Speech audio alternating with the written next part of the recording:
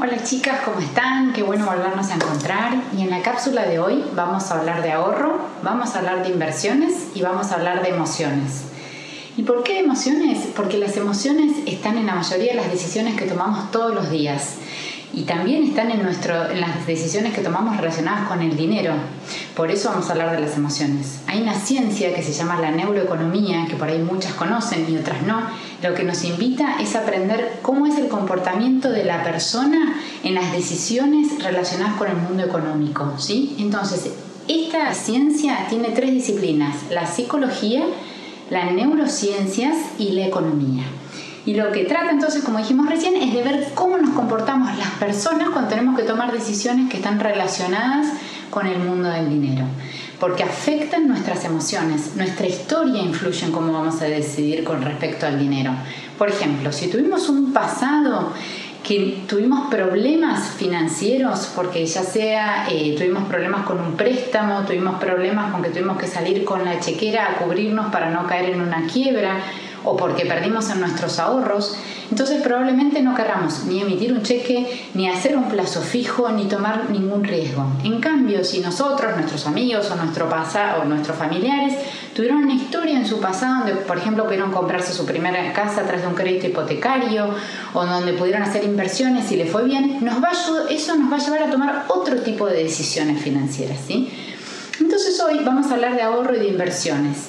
Y si hablamos de ahorro e inversiones, a mí me gustaría que ustedes piensen las primeras 2 emociones que sienten al decir estas palabras. Las emociones no las juzgamos, no son ni buenas ni malas. Las emociones son o positivas o negativas. Vemos que hay muchas emociones, ¿sí? ¿Cuáles son las primeras que se nos vienen a la cabeza al hablar de ahorro y de inversiones, ¿sí?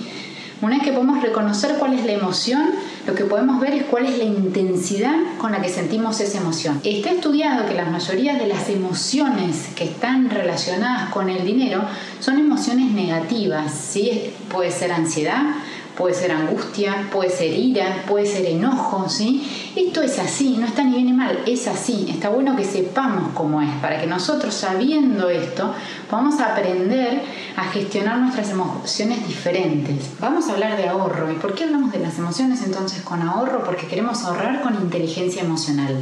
En la cápsula que vimos presupuesto hablamos de la importancia de poner el ahorro en primer lugar en el presupuesto, ¿se acuerdan? Para siempre tratar de dejar dinero para el ahorro, ¿no? Entonces, volver un minuto ahora a pensar qué emoción me genera el ahorro, lo que recién decíamos, cuál es la emoción con la que siento ahorro, cómo fue mi historia con el ahorro, cómo me fue hasta ahora, pude ahorrar, no pude ahorrar, en mi familia se ahorraba, no se ahorraba, cómo me educaron de chica con el ahorro, ¿sí? Pensar todo eso. ¿Qué pasa con el ahorro? El ahorro nos da la libertad futura, nos da autonomía financiera, ¿sí? Por eso es muy importante. El ahorro hoy nos dice que hoy nos vamos a privar de algo. Si yo ahorro para algo de más adelante, quiere decir que hoy no puedo obtener algo para tener algo más adelante, ¿sí? Entonces tiene como una especie de visión negativa, porque le estoy diciendo a mi cerebro, hoy no voy a tener esto. Por eso es muy importante ayudarnos a pensar, para lograr el ahorro, ponernos un objetivo concreto. Quiero ahorrar para comprar dólares, quiero ahorrar para cambiar un electrodoméstico, quiero ahorrar para cambiar el auto, o para comprar el auto, o para mi casa, o para lo que yo quiera, con un objetivo. Si me pongo el objetivo va a ser más fácil de alcanzar que si no lo tengo, ese objetivo, ¿sí? Y una vez que tengo puesto ese objetivo, tratar de todos los meses ir controlando si lo vamos cumpliendo, cómo nos está yendo. Tengamos presente en el ahorro que si tengo deudas, me conviene cancelar las deudas antes de ahorrar, porque probablemente la tasa de interés que paguemos por esas deudas sea bastante más alta que la tasa de interés que tengamos con el ahorro que hagamos, ¿sí? Entonces, una vez que decidimos que vamos a ahorrar ese dinero, el segundo paso es cómo lo vamos a invertir.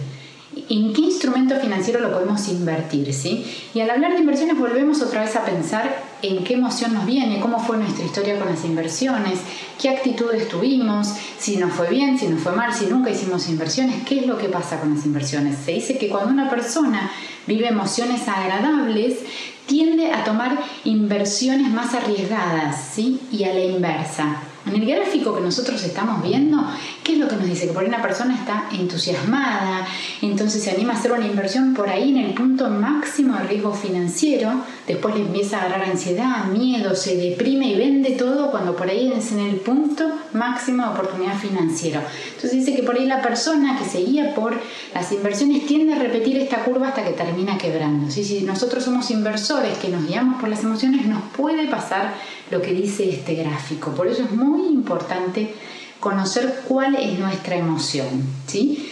Entonces, una vez que sabemos cuál es nuestra emoción, podemos saber cómo gestionarlas, podemos manejar nuestras decisiones de inversión con más racionalidad y menos emocionalidad, ¿sí? Todos los bancos tienen lo que se llama el test del inversor, y el test del inversor que nos dice cuál es nuestro perfil, cómo somos nosotros frente al riesgo, si nuestro perfil es conservador, si somos moderados o si somos arriesgados.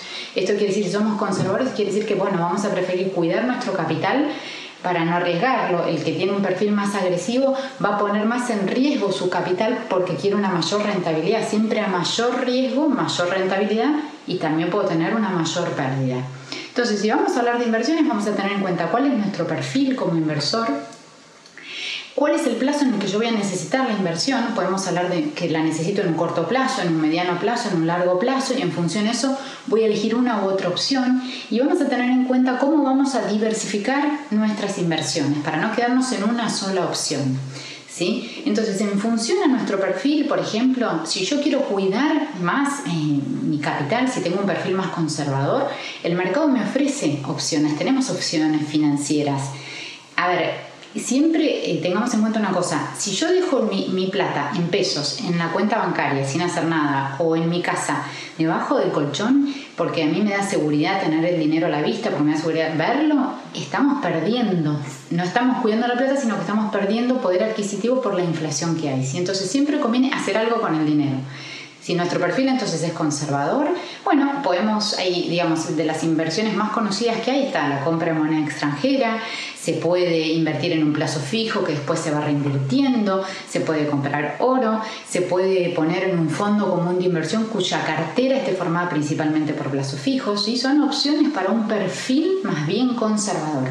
Si nuestro perfil es más bien moderado, y moderado tendiendo a agresivo, podemos elegir otro tipo de opciones de inversión. Volvemos acá a las más conocidas. Podemos invertir en acciones, y dentro de las acciones vamos a elegir empresas según el rubro que querramos. Puede ser en el rubro de tecnología, en el rubro financiero, en el rubro de salud, en donde nosotros querramos invertir, ¿sí? Las acciones son muy volátiles, entonces nos pueden dar mucha rentabilidad, pero también nos pueden dar mucha pérdida.